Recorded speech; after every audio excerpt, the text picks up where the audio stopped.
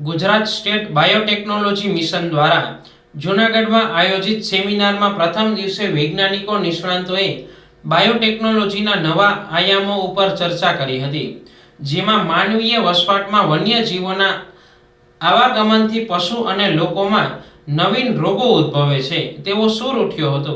2 દિવસ આ સેમિનારના પ્રારંભિક સત્રમાં ગુજરાત સ્ટેટ બાયોટેકનોલોજી મિશનના ડાયરેક્ટર ડી જાડેજાએ જણાવ્યું હતું કે વન્યજીવના સંરક્ષણ માટે બાયોટેકનોલોજીના ક્ષેત્રમાં નવા સંશોધનો હાથ ધરવા તત્પર છીએ। તેમણે ખાસ વિદ્યાર્થીઓ અને યુનિવર્સિટીઓ સાથે મળીને વન્યજીવોના સંરક્ષણ માટે કામ કરવાની હિમાયત કરી હતી। સાથે જ તેમણે GSBTBM દ્વારા પૂરતું ફંડ આપવામાં આવશે તેમ જણાવ્યું હતું। તેમણે ઉમેર્યું કે ભવિષ્યમાં આવનારા રોગોને અટકાવવા માટે સતત સંશોધન થતું રહે તે પણ એટલું જ જરૂરી છે।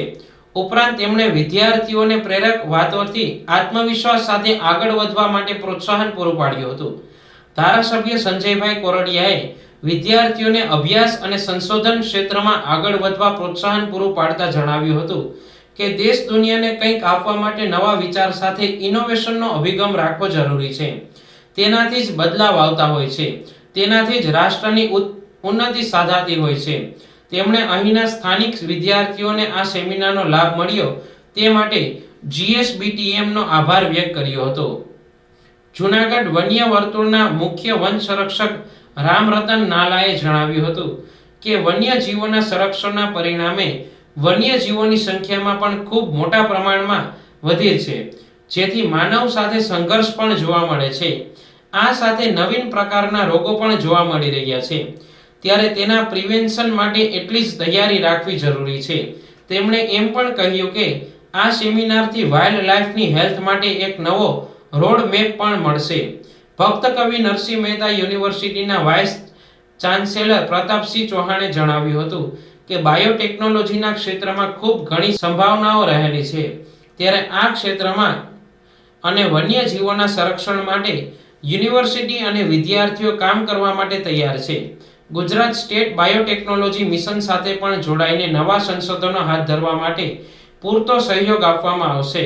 સાથે જ રિસર્ચના પરિણામો ગ્રાઉન્ડ લેવલ સુધી લઈ જવાની પણ પ્રતિબદ્ધતા તેમણે વ્યક્ત કરી હતી।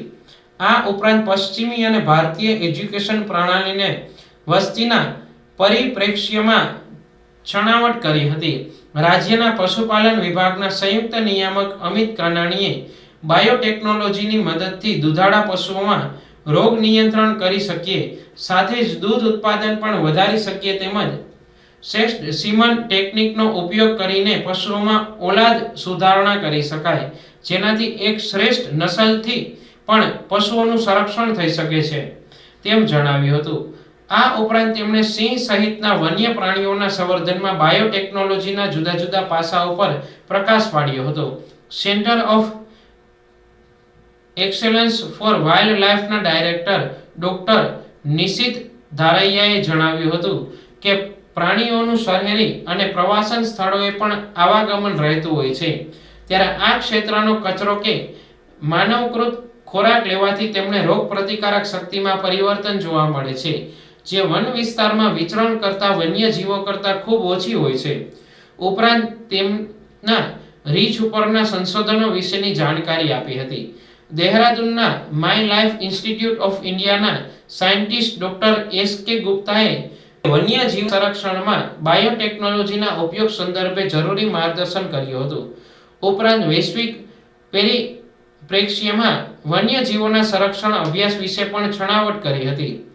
તેમણે જુદી જુદી ભૌગોલિક સ્થિતિ અને વાતાવરણમાં રહેલા વન્યજીવો વિશે પણ ઉપયોગી માર્ગદર્શન કર્યું હતું। વન્ય પ્રાણીઓ જ્યારે મનુષ્ય ઉપર હુમલો કરે ત્યારે અભ્યાસ કરવો પણ જરૂરી છે। ખાસ હુમલો કરનાર વન્ય પ્રાણીના વાળ, લાળ, ટીસ્યુ વગેરે નમૂના લઈ તેને પૃથ્થકરણથી તેનો સચોટ જવાબ મેળવી શકાય છે તેમ પણ ઉમેર્યું હતું। નિવૃત્ત ફોરેસ્ટર અધિકારી રઘુવંશીસિંહ જાડેજાએ પણ પોતાના નોકરી કાળના વન્યજીવ સંરક્ષણ માટેના અનુભવો રજૂ કર્યા હતા। ઉપરાંત આપણી આસપાસ રહેતા પશુ પક્ષીઓનું ઇકોસિસ્ટમમાં રહેલા મહત્વ વિશે માર્ગદર્શન કર્યું હતું।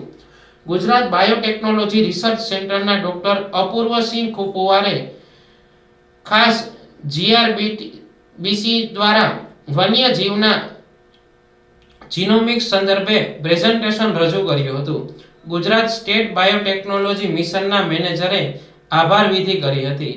આ સેમિનારમાં નાયબ વન સંરક્ષક પ્રશાંત તોમર, શહેર ભાજપ પ્રમુખ ગૌરવભાઈ રૂપારેલિયા, વન વિભાગના અધિકારી રાજદીપ ઝાલા, સુહાસ વ્યાસ, પ્રોફેસર મનીષ જાની સહિતના મહાનુભાવો, નિષ્ણાંતો અને જુદી જુદી યુનિવર્સિટી કોલેજના વિદ્યાર્થીઓ સહભાગી બન્યા હતા.